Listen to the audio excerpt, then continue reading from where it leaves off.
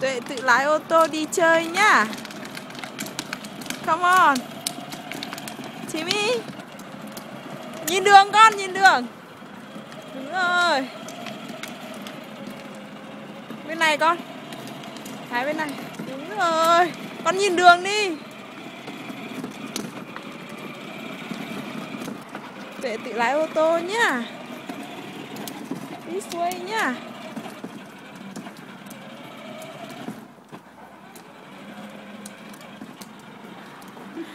Come on. No, this way.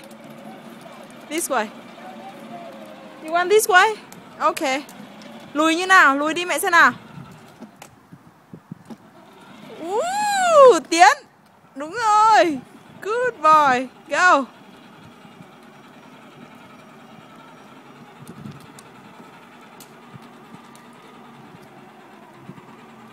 Lên con. Lùi. Lùi xuống đây mới có đường đi con ạ. Đi ra đầu kia ra Daddy office, nhanh lên. Đúng rồi. Lùi nào. Xuống nữa mới lùi được. Nào, xuống, lùi cơ mà. Rồi.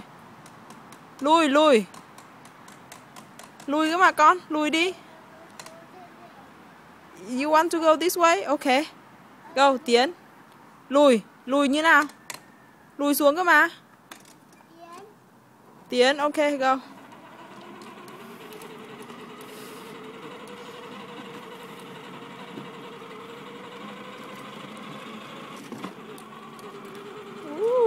Tuệ lái xe đi đâu đấy?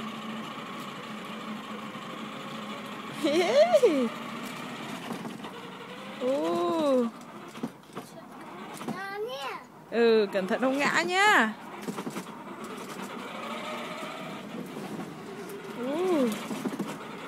Đừng đánh vào đấy đấy nhá, ngã nhá. Rẽ phải đi. Tay trái đâu? Nhìn thẳng đường con. Đúng rồi.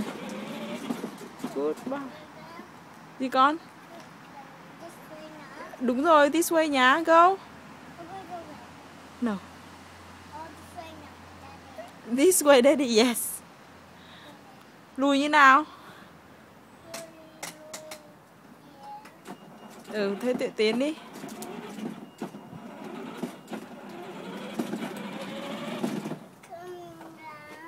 Không, đi ra đây không ngã. Con ơi, ra đường này.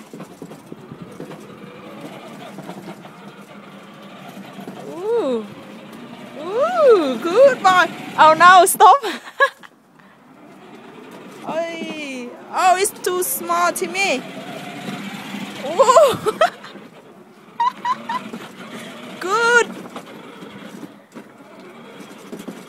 You are very good boy, Timmy. Đi con, đi. Đánh lái sang bên kia.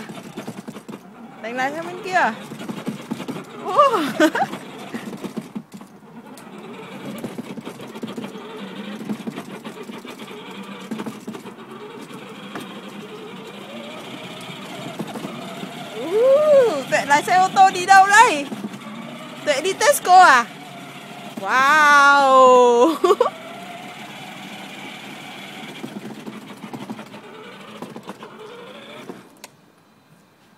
Stop. Ok. Lùi. Sáng nay cái xe ô tô lùi nào, con lùi đi. Rồi con lùi đi con. Go. Đi ra đây, đi ra đường kia, đi ra Daddy office, nhanh lên. Go. Yes, good boy. This way.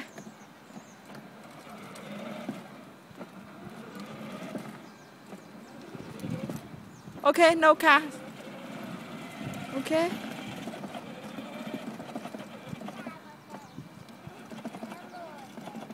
Yes. Turn left. Turn left, Tim.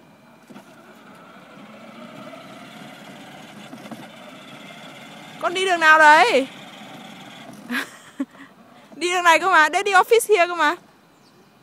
Daddy office over there. Go.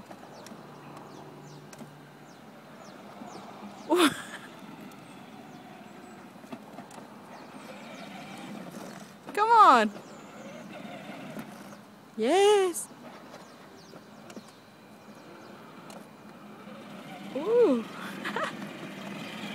This way, Timmy.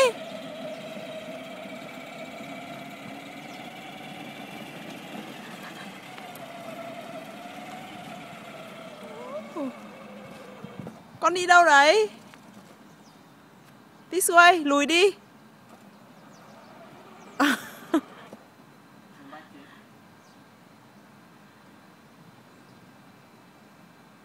Timmy.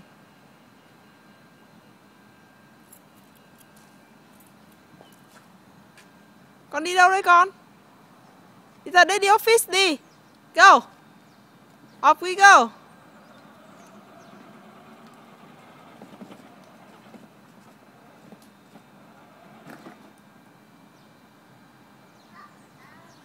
Lùi, lùi, lùi.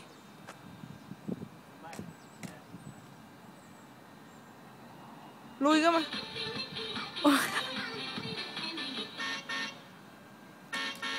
Lùi, lùi, lùi. Đúng rồi.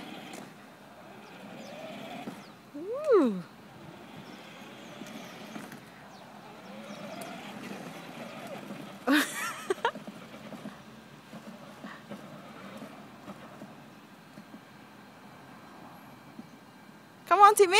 Come here. Mommy here. Go. This way.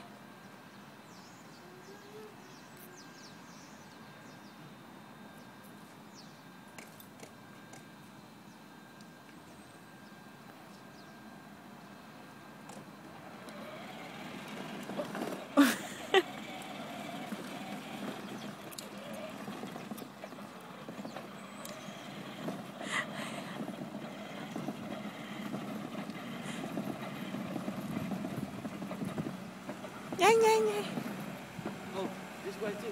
Lùi, lùi, lùi, lùi, lùi, lùi. Ok, tiến, tiến, tiến, tiến, tiến. Go, go, go. Ok. Go this way. Ok, stop there.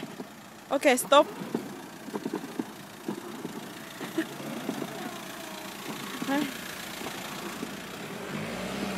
Ok, come on, Timmy.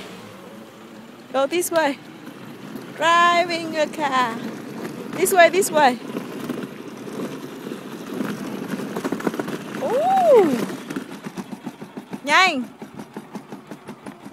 Lên dốc, lên dốc, lên dốc. Timmy lên dốc.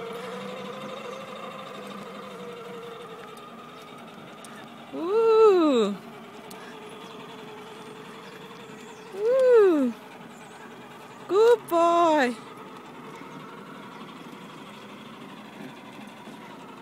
Good boy, Timmy.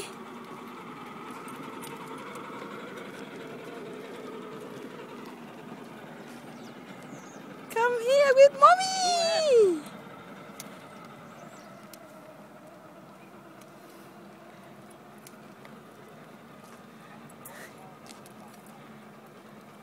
Come on.